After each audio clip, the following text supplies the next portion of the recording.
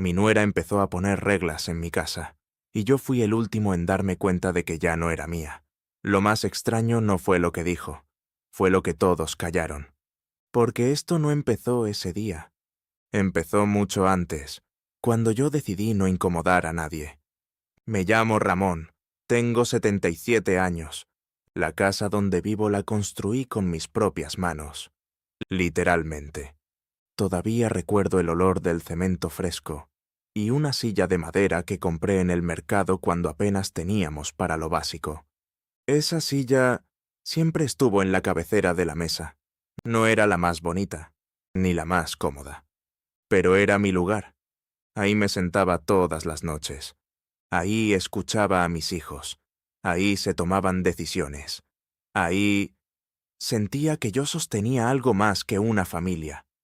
Con los años, esa silla se volvió costumbre, luego símbolo, y después, algo que nadie cuestionaba.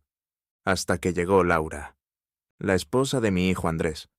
Al principio, todo parecía normal.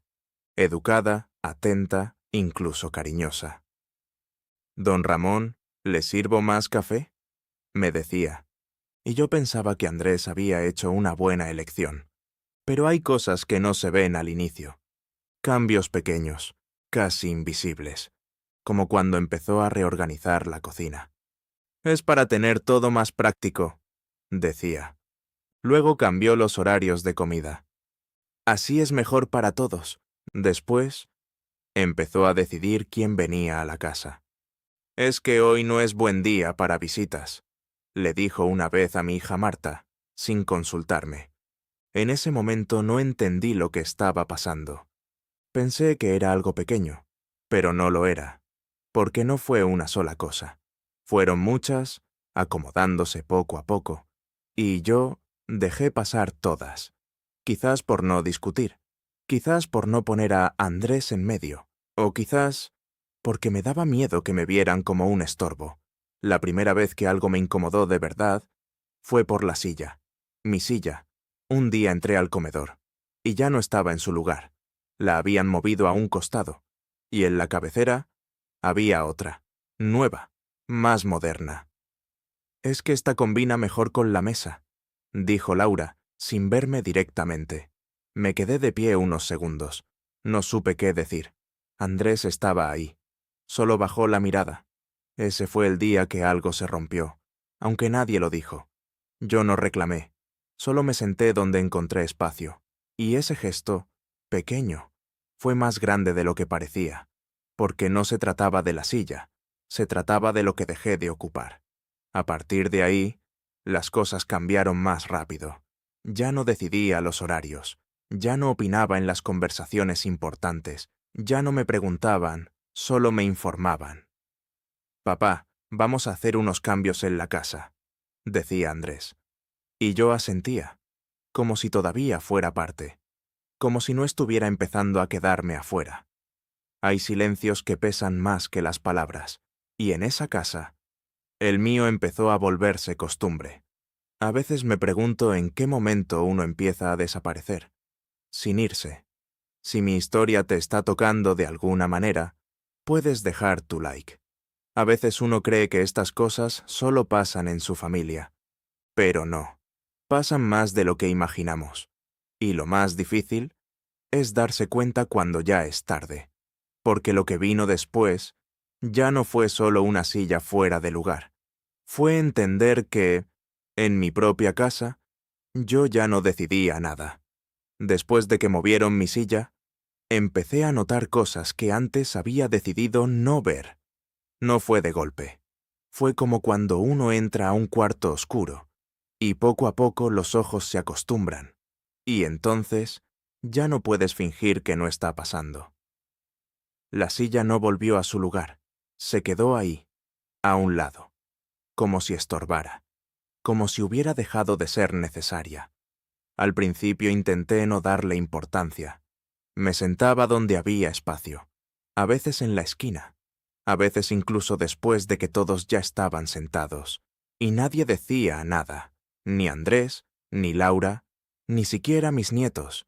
Eso fue lo que más me dolió, no el cambio, El silencio.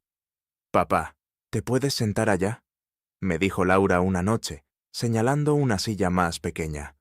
Lo dijo con una sonrisa, como si fuera lo más normal del mundo. Yo asentí, porque uno aprende a no incomodar, pero en ese momento no entendí lo que estaba perdiendo. Pensé que era algo pequeño, pero no lo era. Con el tiempo, las reglas dejaron de ser sutiles. Se volvieron claras. «Las visitas mejor avísenlas antes», decía Laura. «Hay horarios para usar la cocina. No dejen cosas fuera de su lugar. Su lugar». Esa frase empezó a repetirse mucho. Pero curiosamente, yo ya no tenía uno. Un día Marta, mi hija, llegó sin avisar. Como siempre lo había hecho. Traía pan dulce, como cuando su madre vivía. Apenas cruzó la puerta, Laura se tensó. «Marta, me hubiera gustado que avisaras», le dijo. Yo estaba en la sala, escuchando, esperando que alguien dijera algo más. Andrés estaba ahí, de pie, en medio, y no dijo nada.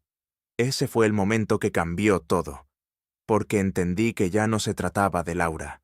Se trataba de que mi hijo ya había elegido su lugar, y no era a mi lado. Marta me miró. Yo intenté sonreír. «No pasa nada, hija. La próxima vez avisas», le dije. Pero mientras lo decía, sentí algo que no había sentido antes. Vergüenza, no por ella, por mí, por haber permitido que mi propia casa se sintiera ajena. Después de eso, empecé a pasar más tiempo en mi cuarto, no porque quisiera, sino porque era el único lugar donde no tenía que pedir permiso. La casa seguía siendo la misma, las paredes, los cuadros, los recuerdos, pero ya no se sentía igual. Era como vivir en un lugar donde todo te pertenece, menos el espacio. Una tarde bajé a la cocina por agua. Laura estaba ahí, organizando como siempre. «Don Ramón, trate de no usar este vaso», me dijo. «Es que lo dejamos solo para las visitas». Asentí. Tomé otro, más pequeño, más viejo. Y en ese gesto tan simple, entendí algo que me costó aceptar. Yo ya no era parte de las visitas, pero tampoco de la casa. Esa noche, me quedé viendo la silla desde lejos. Nadie la usaba, nadie la necesitaba. Solo estaba ahí, como un recuerdo incómodo, como yo. Y por primera vez en muchos años, pensé en algo que me dio miedo admitir. ¿Qué pasa cuando uno sigue viviendo en su casa, pero deja de pertenecer a ella? A veces me pregunto cuántas personas viven algo parecido, y nunca lo dicen. Quizás alguien que escuche esto también ha sentido cómo su lugar se mueve poco a poco, hasta desaparecer. Esa noche no dije nada, no enfrenté a nadie, no hice ruido, pero dentro de mí algo dejó de aceptar. Esa noche no dormí, no por ruido, por claridad, porque cuando uno deja de engañarse, el silencio pesa distinto. Me quedé mirando el techo, y por primera vez en mucho tiempo no pensé en evitar problemas. Pensé en algo más incómodo.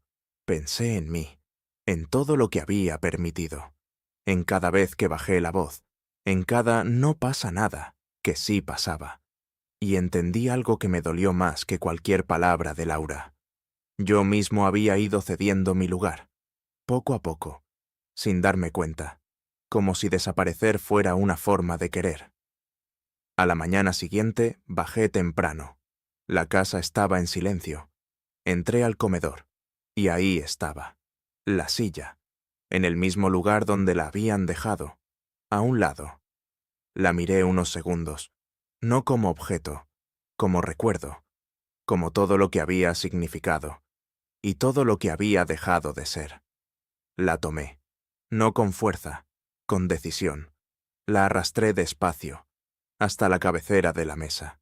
El sonido de la madera contra el piso fue más fuerte de lo que esperaba, como si la casa misma lo escuchara, como si algo se anunciara. Y entonces me senté, en mi lugar, no para demostrar, no para pelear, para volver. Unos minutos después bajaron. Primero Laura. Se detuvo en seco. Luego Andrés. Miró la silla. Luego a mí. Nadie habló al principio, pero esta vez yo tampoco bajé la mirada. Esa silla va ahí, dije, sin levantar la voz, sin temblar. Laura intentó sonreír. Don Ramón solo era por estética. No, la interrumpí, y me sorprendí a mí mismo, porque no fue enojo.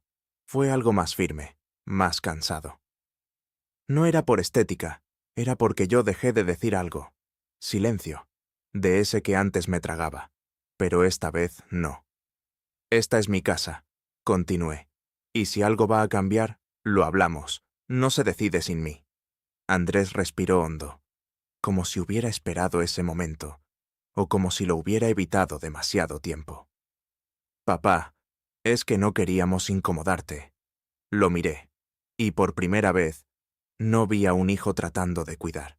Vi a un hombre que se había acostumbrado a no elegirme. Me incomodaron igual, le dije. No hubo gritos, no hubo drama, solo verdad. Y eso fue más difícil de sostener que cualquier discusión. Laura no dijo nada más, solo se movió hacia la cocina. Andrés se quedó unos segundos. No me di cuenta, murmuró. Asentí, porque yo tampoco. Ese fue el cambio. No perfecto, no inmediato, pero real. Ese día Marta vino, sin avisar, entró con su pan dulce, y esta vez nadie dijo nada. Nos sentamos, en la mesa, en silencio al principio. Luego, como antes. No todo volvió a ser igual, y tampoco tenía que serlo, pero algo sí cambió. Yo dejé de hacerme pequeño para que otros se sintieran cómodos. A veces me pregunto cuántas personas viven años enteros cediendo espacio, creyendo que es amor. Quizás alguien que escuche esto también ha movido su propia silla sin darse cuenta. Ese día, cuando todos se levantaron, me quedé unos segundos más en el comedor. Pasé la mano por la madera, vieja, gastada, mía, y esta vez no la moví.